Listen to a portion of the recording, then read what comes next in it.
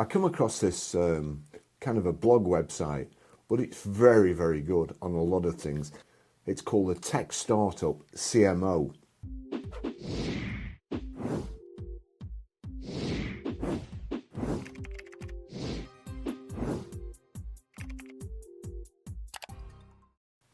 I've just read an article called AutoTrader Loses a Plot and Its Customers. And I'm going to say something I don't say very often. I agree with every word of it. Because this isn't trade paranoia. This isn't dealers being dramatic. This isn't people scared of change. This is a company that's forgotten what it is, what it does, and more importantly, who pays for it. This isn't a feature rollout, it's a meltdown. AutoTrader's backlash over Deal Builder is the clearest sign yet. The business is losing its way. What started as a new feature has exploded into mass customer dissatisfaction, revenue losses, cancellations, bad press, and a chunk of value disappearing. This article nails the real point. This isn't just a product launch that went wrong. This is strategic confusion. AutoTrader doesn't know who its real customer is or what a classified business is meant to do. AutoTrader's power is why this is dangerous. Let's be honest, AutoTrader isn't just big. AutoTrader is the used car market and the new car market really, and the leasing market now and the finance market. Industry figures suggest it takes over 75% of time spent across the UK's online car listings. Now we also found all this is happening just as car gurus and motors are getting better. Car gurus over the years, goodness me, talk about frustration with them. At one time, and it wasn't just us, it was many dealers, thought that they'd got a big flipping room with a lot of people on the telephone and computers sending out fake flipping emails and inquiries. And what we found was we could spend, quite a bit on motors, quite a bit on car gurus, but to be fair, we were better spending the money on AutoTrader, even though it was too dear and we moaned about it all the time, about how much we spent. It did produce the best results. But the trouble is, all this is happening now, just as AutoTrader aren't doing the job like they should do. So all of a sudden, car gurus, I can only assume that customers are fed up of using AutoTrader too. I am, when I look at stuff, it's a nightmare. They've cocked it up completely. So it's like taking a step back on car gurus and motors, but it's a good step back. I mean, I've been looking at other places to live rather than the UK, and I look at these old towns like Matera in Italy and Puglia, and they look so appealing. Hardly any cars on the road. The cars they have got on the road, old Fiat 500s, get me there. That's where I want to be. Everything is going wrong in the car trade at the moment. It started off with electric vehicles. I'm assuming that AutoTrader thought they could just shove stuff past dealers. But as I say, the trouble is that motors and car gurus are getting better and social media is getting better.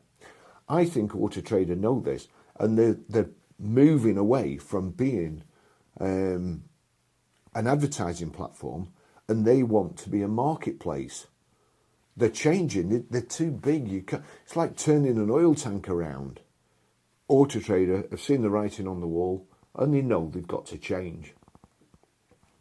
But they've not done it in a very good way. So 75% of the time spent across the UK's online car listings, and it's 10 times bigger than the nearest competitor, which means if AutoTrader changes something, dealers don't just go, oh, never mind. Dealers go, well, that's my business model ruined then. Because for a lot of dealers, AutoTrader isn't optional. But here's the part AutoTrader seems to have forgotten. Just because you're essential doesn't mean you're untouchable. Deal Builder tech that looks clever works like a brick. So Deal Builder, After 3 years of trials, AutoTrader mandates it for all dealers. And Deal Builder is supposed to let the buyer start the journey online by Part-X details, finance application, handover options, and then the big one, a fully refundable £99 reservation. On paper, AutoTrader will tell you digital retailing is the future. But in reality, dealers are looking at it like this. You've just shoved a speed bump in front of the customer. And then you've charged the dealer for doing it. Deal Builder can effectively lock a car as reserved. So what does that do? It takes a car that's for sale and it turns it into a car that's not for sale, but ticking away on your overdraft and on your advert. You can't replace it,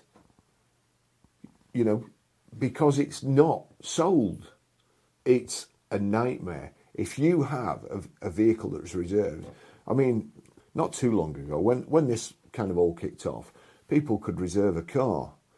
Now, first of all, chap reserved it, and I immediately get in touch with him to try and make an appointment. Well, I can't come up this weekend.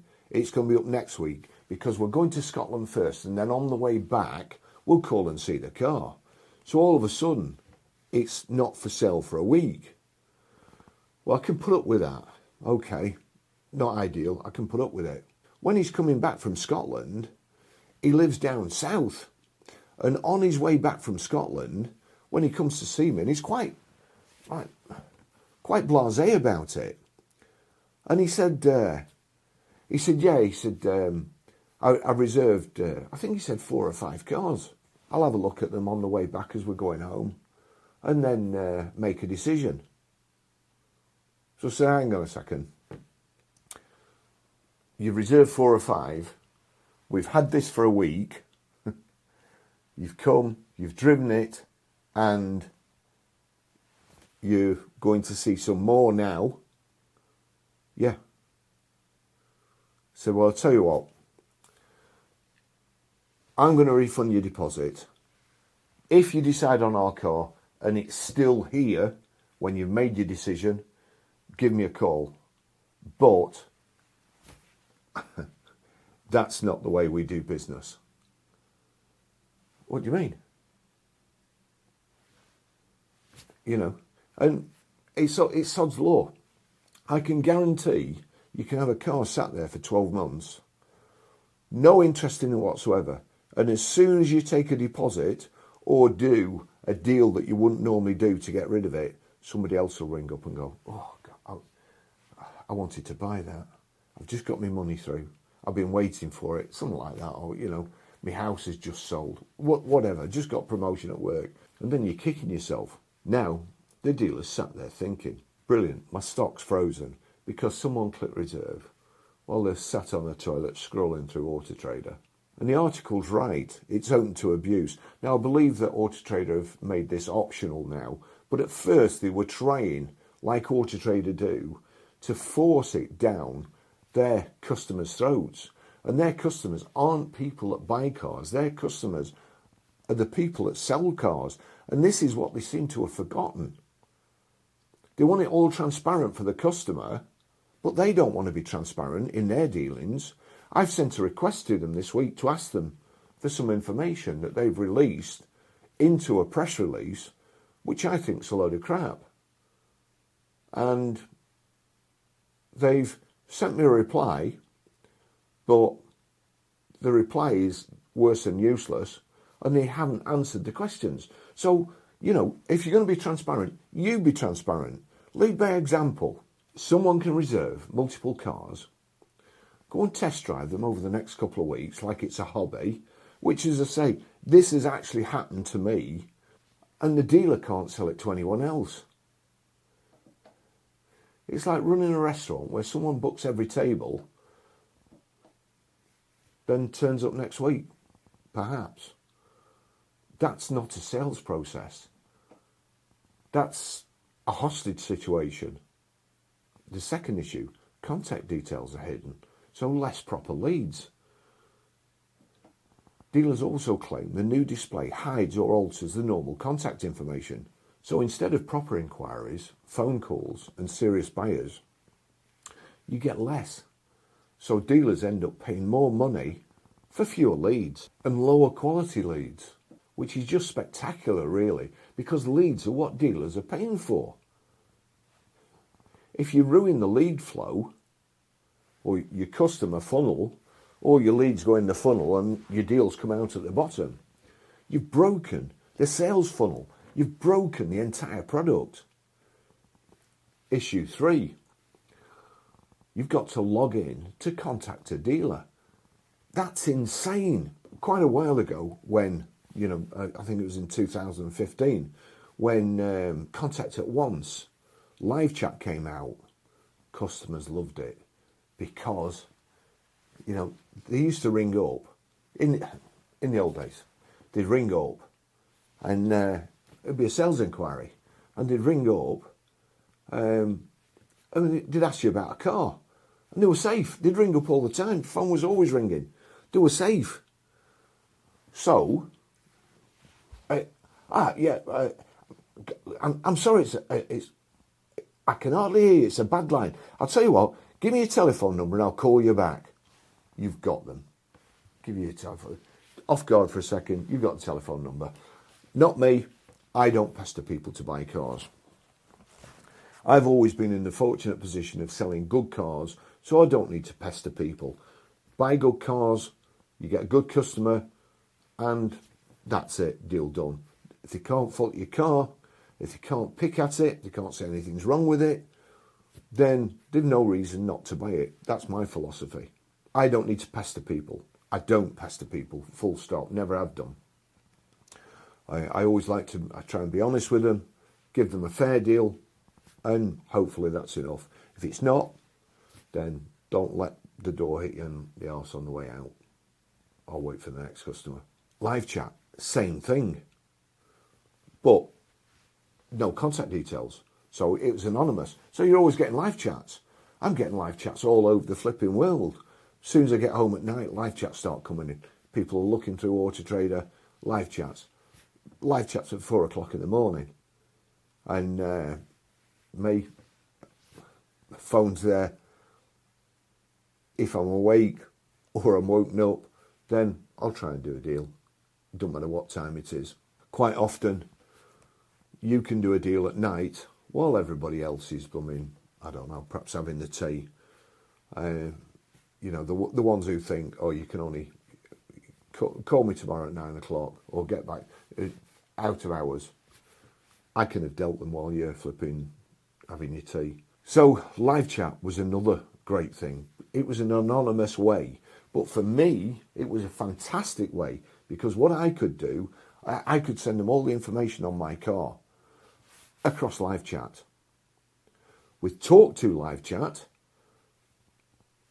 there was a way that you could actually send a message to them when they came on your website.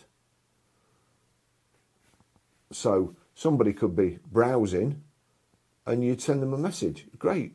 AutoTrader, they've got all the details. AutoTrader have got my details. They send me emails about electric vehicles all the time.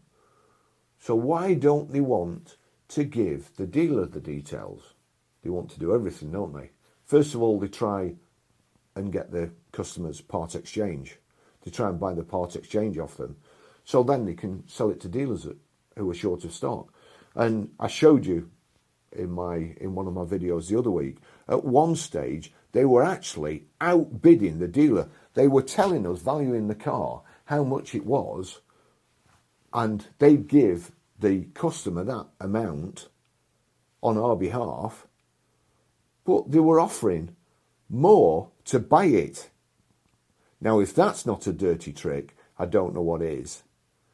And I told them that it was. And I sent them examples that I knew what they were doing. So, dirty trick.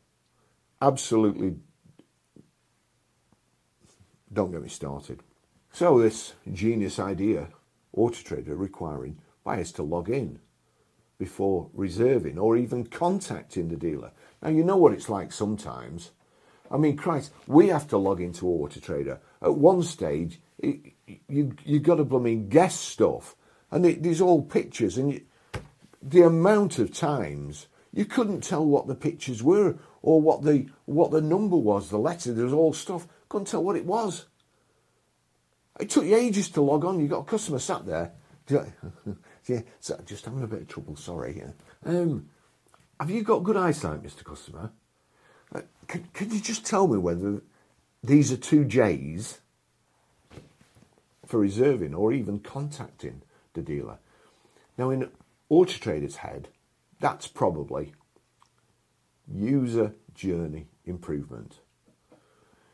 In the real world, it's, oh, for God's sake, I can't be bothered. Because most buyers still treat AutoTrader as what it always was, a listing website, not a checkout, not a marketplace, not Amazon. They browse, find something they want, and then phone. That's how people buy cars. They used to ring a few, or when I say ring a few, put a circle around with a pen when Polaroid Dave used to come round.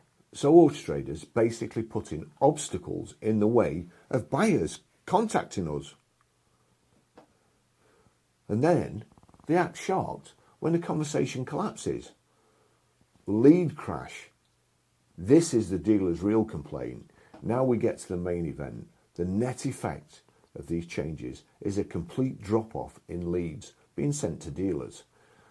I know for a fact that John is doing better now from Car Gurus, which is a minuscule amount compared to AutoTrader monthly. Same with motors. And I'd noticed that there was more and more motors inquiries. I still get the AutoTrader inquiries. I still get live chats. If there's any live chats, John could never be bothered doing live chats. I'm retired and I still do them. Or I try. And the dealers are saying the same thing. The phone has stopped ringing. And that's when the mask slips. Because dealers don't pay AutoTrader for innovation. They don't pay AutoTrader for platform engagement. They don't pay AutoTrader for digital roadmaps. And they certainly don't pay AutoTrader to keep going to different places and lobbying on behalf of the EV market when 96% of their dealers sell ICE cars. They don't pay AutoTrader for taking a trade envoy to China, to the Chinese Motor Show. They don't pay AutoTrader for spouting off about EVs on all their LinkedIn profiles, how good they are. And also, they don't pay AutoTrader for keep coming out with a stupid facts sheet about EVs, which if they looked at their own platform, they would know it's a lie. You cannot save £1,500 a year on an EV, especially when they go down £3,000 a month. So look at your own website before you come out with shite like that. Dealers pay AutoTrader for one thing: enquiries, leads, sales opportunity. Dealers pay AutoTrader for 3 things. So if Deal Builder is choking that off, AutoTrader isn't serving the customer. AutoTrader is serving itself. Now, AutoTrader's defence is this improves buying intent. And I love the article's point here because it's spot on. Intent in tech is often a fancy word for we'll charge you more for data. Because you cannot qualify a buyer properly without a real conversation. AutoTrader can't qualify a buyer. You can't. They don't know. And I'll tell you how I know they don't know. Because we used to have managed live chat. At first we had managed, so they had people answering live chat on your behalf. They hadn't got a clue. They couldn't tell them. Well, I'll ask the dealer. That was what it was. I'll ask the dealer. I'll get the dealer to get in touch with you. You know, and then again, oh, I can't be bothered. Me, I've got all the information on my phone. Logbook, copy of the logbook, the MOTs, anything that's important to selling that vehicle is on my phone in a folder. I can do it from anywhere in the world. I can have a live chat with somebody. I can send them a link to the car on the website. I can send them a link to the finance. I can give them a finance quote. Anything. AutoTrader, they haven't got anybody there. And sadly, as much as I like them all, they're all good at percentages. They're not as good as me at selling cars. They can't qualify buyers. They can't tell the difference between a messer and a proper customer. And direct contact between buyer and seller is crucial. That's what the dealer does, not the algorithm. Customer revolt. This is not a few noisy dealers. This isn't just a few angry comments. The article says hundreds of dealers have downgraded packages, cancelled contracts, or publicly pledged to defect. Now, I'm going to do something else here. I'm going to hold my hands up and apologise, because many years ago there's a dealer called Jim Reed in Scotland, and he fell out with AutoTrader. Big way, fell out with him. And he cancelled his AutoTrader contract. And I always thought, yeah, you'll be back. Because that's where, at one time, I remember going to a meeting at AutoTrader, and Mark Thornborough was talking. Said before, a lot of time for Mark. Mark was at the front, and he said to everybody, I think the figures were, for every £1 you spend with AutoTrader, you get £12 back. And if you don't get £12 back, get on the phone. Ask us why. Make us explain why you're not getting £12 back. Make us explain why it's not working for you. And he was quite serious. I've spoken to him on many occasions. And he was always the same. He's a good bloke. But I think, honestly, last year when I finished, we'd be lucky if we were getting £4 back. And advertising your car and getting £4 back is not enough to make money.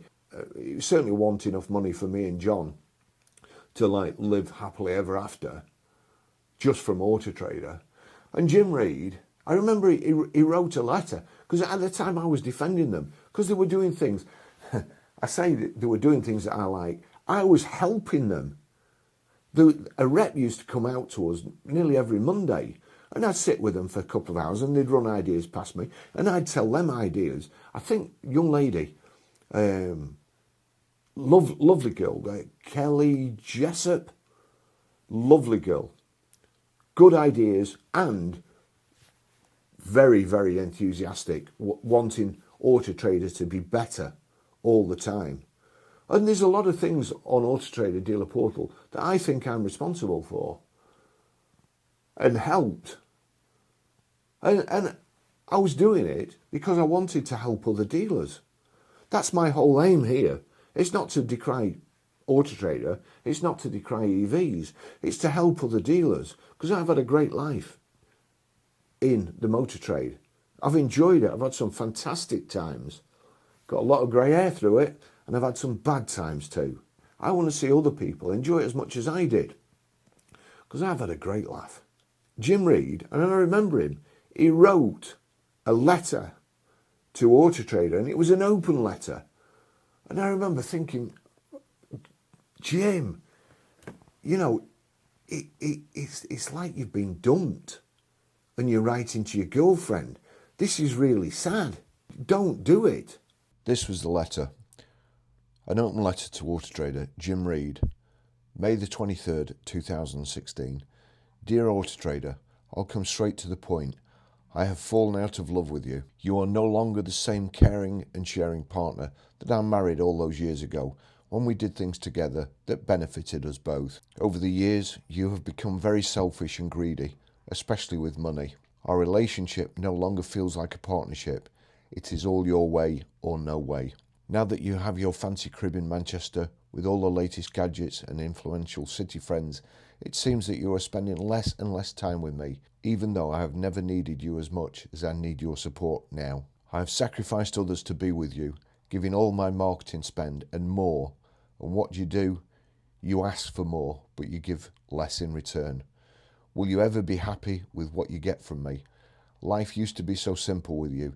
Now it's so confusing, and you seem to have an answer for everything, even though it's not your place to say.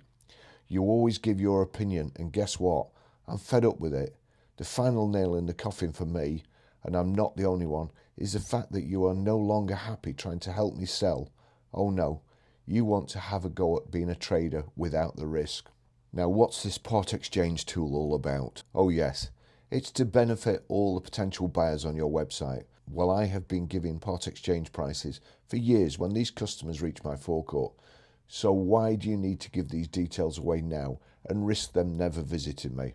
Oh, okay, so I decide to opt out of having this as I don't agree with it. And what do?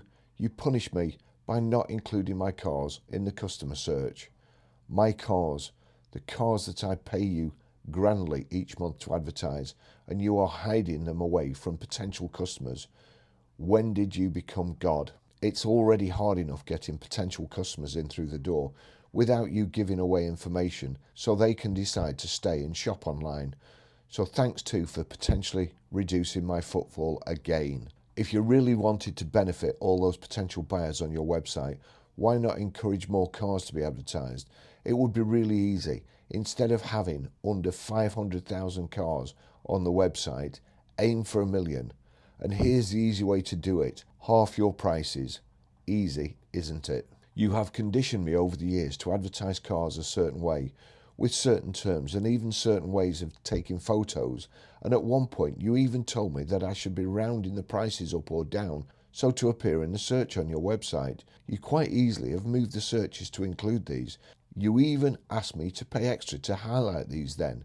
And then, when you have my money, you go to my neighbour and say, you pay X amount more and we can highlight your cars before your neighbours. Where's the loyalty there? And while I'm at it, why are you jumping into bed with Zuto loans? You know that I need the commission from the finance deal to try and make the deal pay, especially with reduced margin at the deal, because you are advising them of part exchange figures and suggesting that I have priced a car too high. You won't be doing that for nothing, I fear. No, you will be pocketing that lovely wee finance referral without having to even register with the FCA. So now that you are also referring Gap products, would you like to go the whole hog and get the Diamond Bright out? He's referring there to selling extras when you sell the car, which is basically what people have to do these days to actually make any money. Not content with telling me how to sell cars, you are now suggesting that I don't know how to buy cars unless I have all the encompassing eye control. I've done very well over the years without the need for such a tool. My decisions are based on years of experience of buying and selling cars in my area. So there's a good chance that I would know better. And what's this rubbish about when I'm buying? I should be looking at retail price and calculate back instead of the traditional guide price and add the margin on. It's not that I don't understand what you mean. In fact, I've been doing it for years too. But listen here, buying and selling is quite simple. You buy at the cheapest and sell at the most you feel the customer will pay. Then add in the value for money, great customer care, vehicle prep, warranty, overheads and backup. We have been doing this for years, so don't really need you trying to make out it's something new. Oh, and by the way, have you ever thought about this? If you are telling every dealer in the country to buy that white Audi A4 Quattro as it will sell quickest and give you the best profit margin, guess what? The demand has just gone up along with the buying price, yet the margin is now smaller because every dealer wants it. Simple, isn't it? So I'm at my wit's end. I'm paying you more a month than what I'm making in profit. There is something far, far wrong.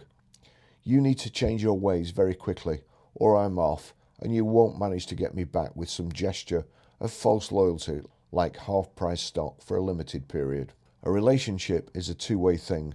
Both partners have to be loyal, caring, honest, trustworthy, and unselfish for it to continue. Although I have written this letter, I do feel that it will fall on deaf ears. But remember, there are many other letters like this one, written yet unsent, sitting on many a car dealer's desk all over the UK. I have years of experience at the coalface of the motor trade and don't need some graduate who has never sold a car in their life patronising me and telling me how to run my business. All I want from you is for you to treat me with the respect I deserve and help me sell more cars. I'm not an overly demanding partner. Now here's the twist though. I'm already your ex-lover. I am writing this letter on behalf of the great friends I have in this beloved industry who are feeling this way. They are currently still with you, although I fear not for long. With so many offerings on the table, it won't be long before you will be writing a please come back letter. I'm sorry to my friends. I, along with thousands of car dealers in the UK, are looking forward to your public reply. Kind regards, Jim Reed, Car Dealer Magazine's Dealer of the Year, in support of and on behalf of the car dealers on TCD Forum. When Jim wrote that letter, I actually thought it was a good idea, and for a time it was. The part exchange prices were coming from the most respected name in the motor trade. There was full transparency. It wasn't me that was giving the customer the part exchange, it was AutoTrader. They trusted AutoTrader more than they trusted me. I did more deals. I thought that was a good idea. At the time also, the price indicators, the information was accurate. My cars were priced within the price indicator banners. Now they're not. The wheel has come off the valuation system. Dealers have obviously realised that they can cock the system up by putting cars in at stupid prices, and it just doesn't work any longer.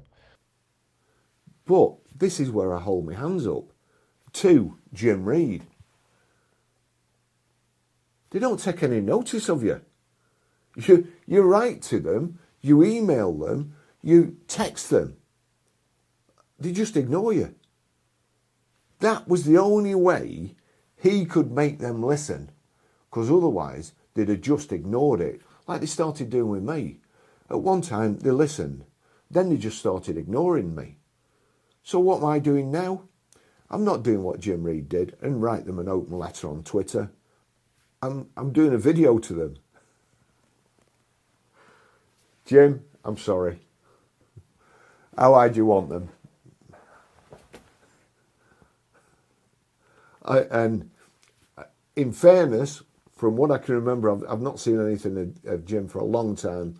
In fairness, I believe he was selling his vehicles on Facebook, had a good reputation, local reputation, so many old customers. And as far as I know, he never went back to AutoTrader. And that, I can tell you, will be probably the best decision of his life.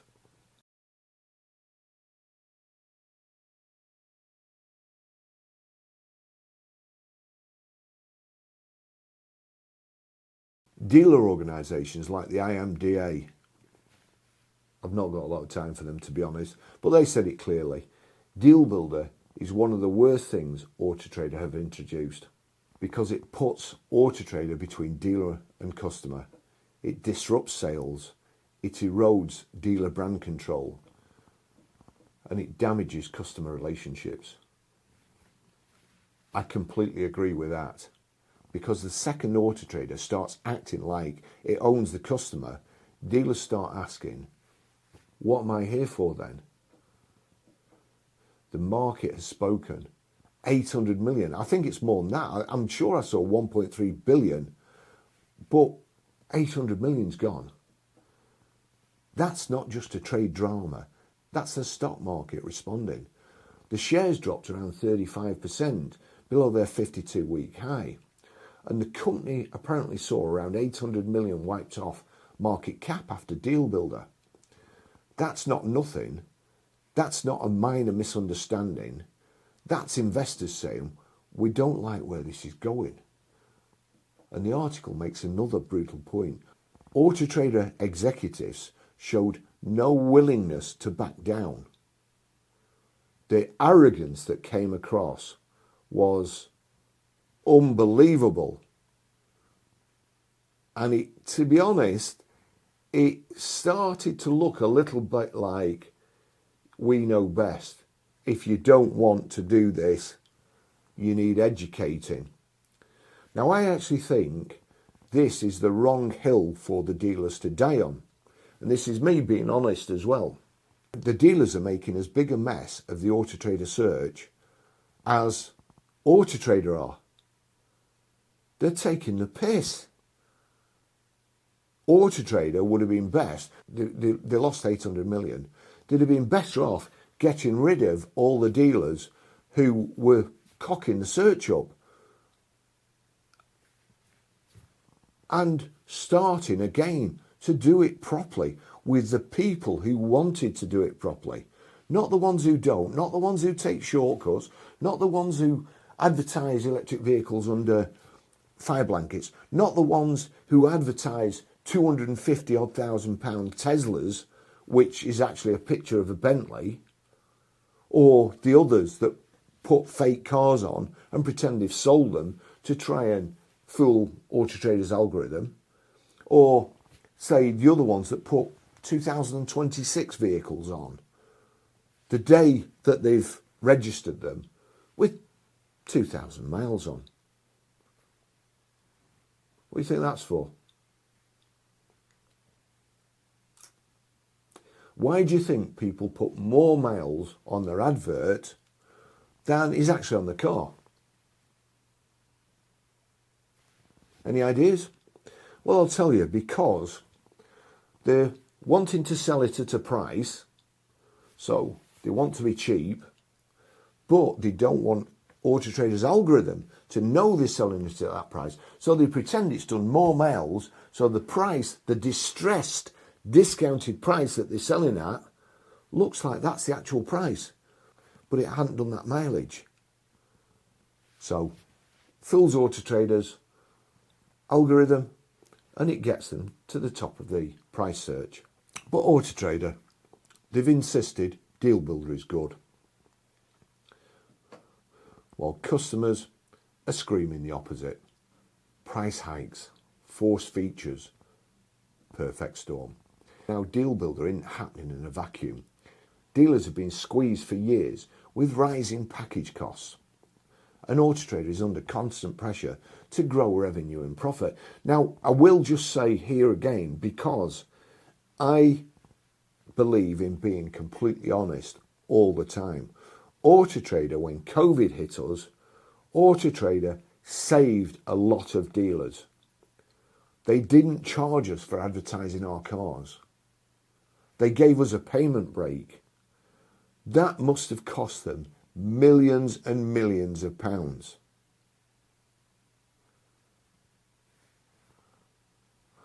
They've kind of got to get it back, haven't they? I mean, they let us off and then they're trying to get it back. It's fair.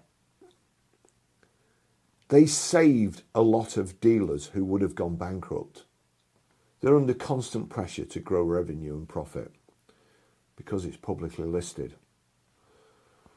So what happens? Costs get passed down to dealers. Meanwhile, dealers are already dealing with margin compression due to EVs, stock risks due to EVs, depreciation due to EVs, finance regulation due to idiots, higher operating costs due to EVs. So when AutoTrader makes the platform less effective and more expensive, then forces a feature dealers never asked for, it's not innovation, it's provocation. And Deal Builder was the final straw. AutoTrader's biggest mistake, confusing users with customers. Now here's the biggest truth in the whole article. AutoTrader executives have described two customer groups, dealers and buyers. And the article calls it out, and I'm with them. 100% I'm with them.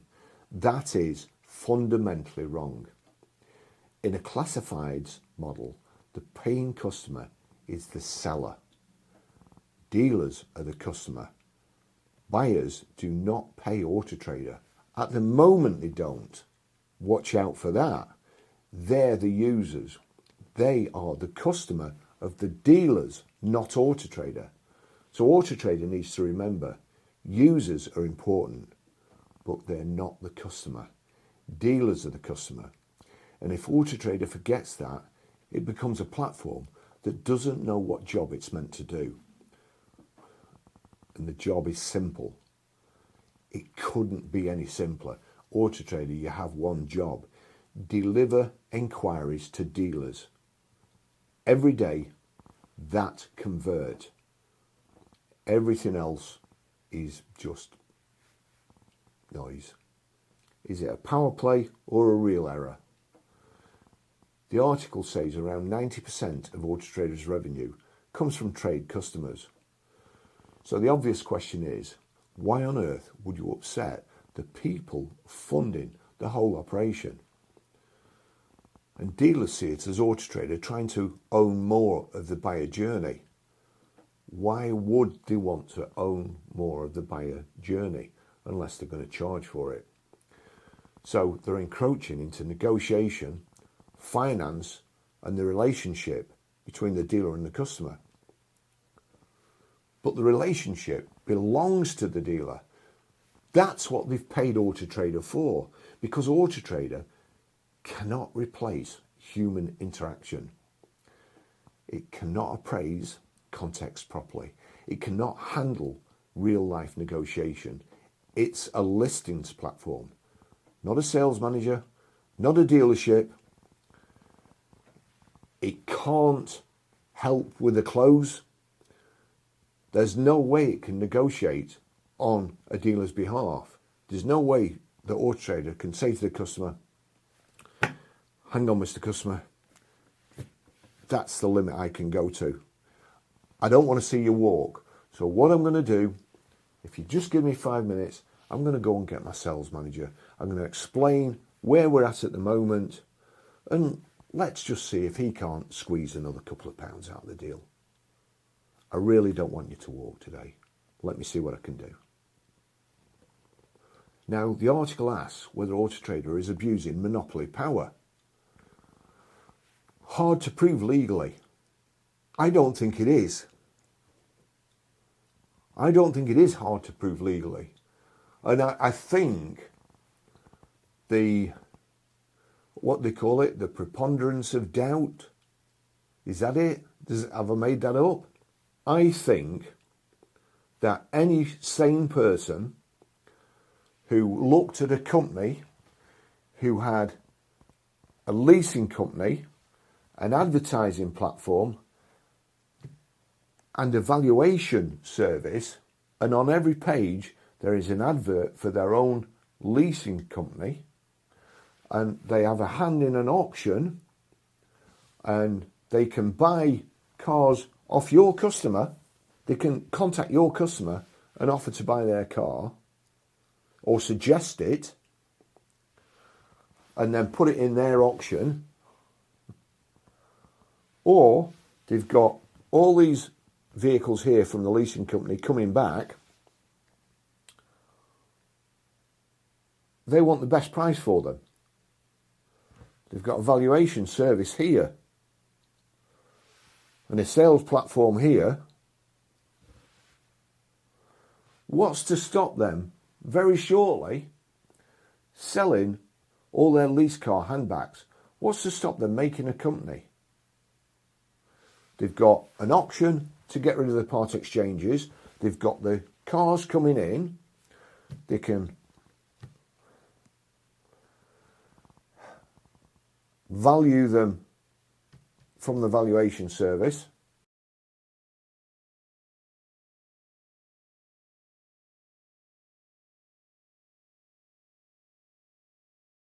What did they say about Judgment Day and the Terminator? When it became self-aware, but the dominance is obvious. 70 to 80% share of listing revenue, about 75% audience engagement. When you combine that dominance with mandatory rollout demands, it raises legitimate questions of fairness. And the article makes a fantastic point. If AutoTrader understood its customers, it would have predicted this backlash.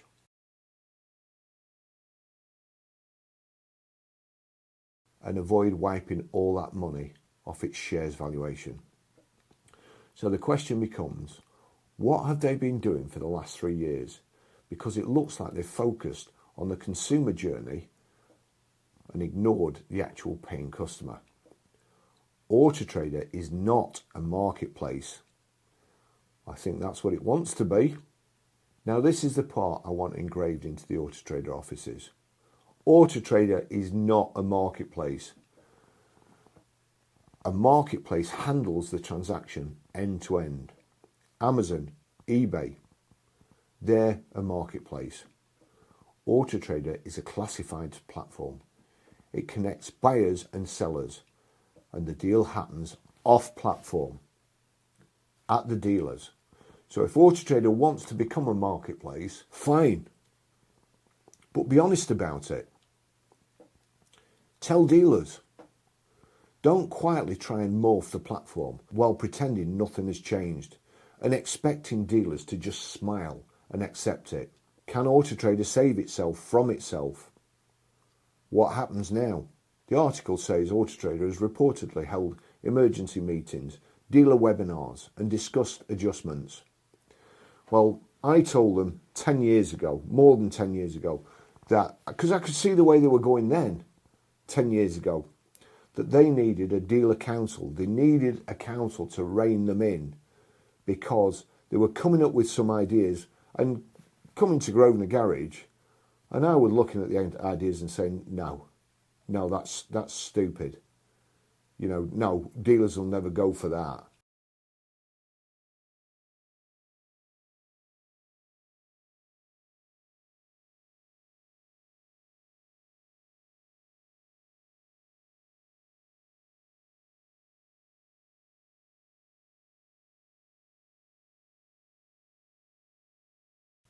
Some of the things still ended up being done.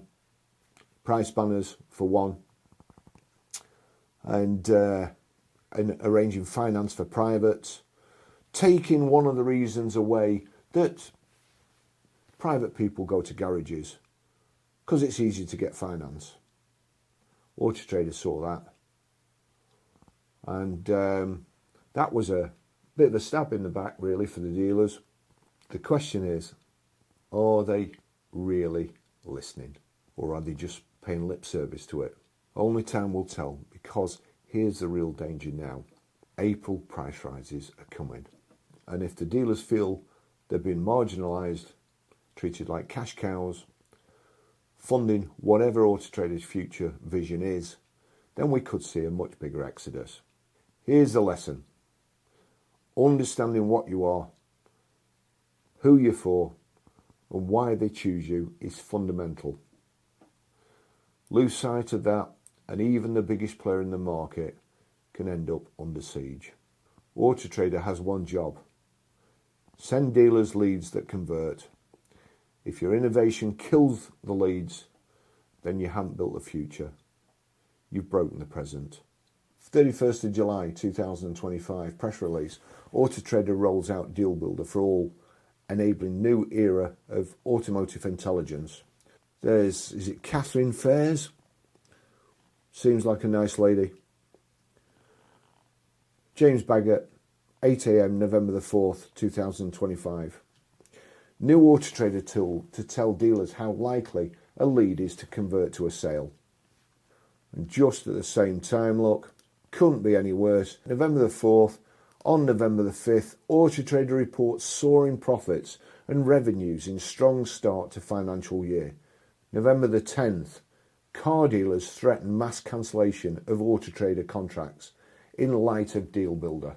Hundreds of car dealers are planning a mass cancellation of their AutoTrader accounts in protest at the rollout of its controversial Deal Builder plan. November the 13th, hundreds of car dealers claim they have cancelled AutoTrader packages as part of the mass protest. November the 14th, AutoTrader responds to Deal Builder feedback after threat of mass cancellations. AutoTrader has responded to feedback following the company's rollout of its Deal Builder function and a campaign to promote mass cancellations from a group of car dealers. November the 17th, AutoTrader to launch dealer advisory group in wake of Deal Builder fallout. Is that Nathan Coe? Yeah, it is. It's Nathan Coe. November the 27th, The IMDA claims 165 dealers have cancelled AutoTrader in wake of Deal Builder rollout. That's what they claimed. November 27th, all these people, 165 dealers, have cancelled. Let's just have a look. See if I can find approximately a month after the dealers said they were going to cancel the vehicles. Now, it usually takes a month from, I think you've got to give 30 days notice. So, here we go. November the 11th, when they say they're going to cancel the cars, 456,513. Month later, 452,104. December the 12th, 452,850. December the 13th, 452,409. December the 17th, 447,909. December the 22nd, 446,252. December the 24th, 450,463. December the 29th, 447,051. December the 31st, 442,638. January the 1st, 439,506. January the 3rd, 437,463. January the 5th, 434,834. Now, I can't get these every day. It's when they were saved. January the 11th, 2026, 431,398 cars. The 13th, 428,330. 425,905 cars. Now, these vehicles are going down as electric vehicle count is going up. Electric vehicle count is up about 6,000, I think, from when this happened. So EVs are going up, but the actual AutoTrader market, the cars for sale on it, has come down significantly. What's that, 20,000, 25,000 is it? 52, 25, 27,000. If you look at electric cars, they're up to nearly 40,000. It's not going to end well for electric cars. Electric cars have gone up probably 8,000, 9,000, but the actual total of AutoTrader's cars advertised has come down significantly. And I also noticed the other day, because, well, to be honest, I'm not a big believer in AutoTrader now, and I think I've seen duplicates of the same vehicles on AutoTrader. What would you do if a load of dealers said they were going to cancel their vehicles and you wanted to play it down to your shareholders or people like me who are watching what's happening to see? What would you do? Would you perhaps advertise your good customers' vehicles twice? Because that's another thing AutoTrader used to do. Just before a price increase, they used to give you unlimited stock. The only thing was that most dealers advertised all the stock. So if you could remember, say for instance, if you made a note in your diary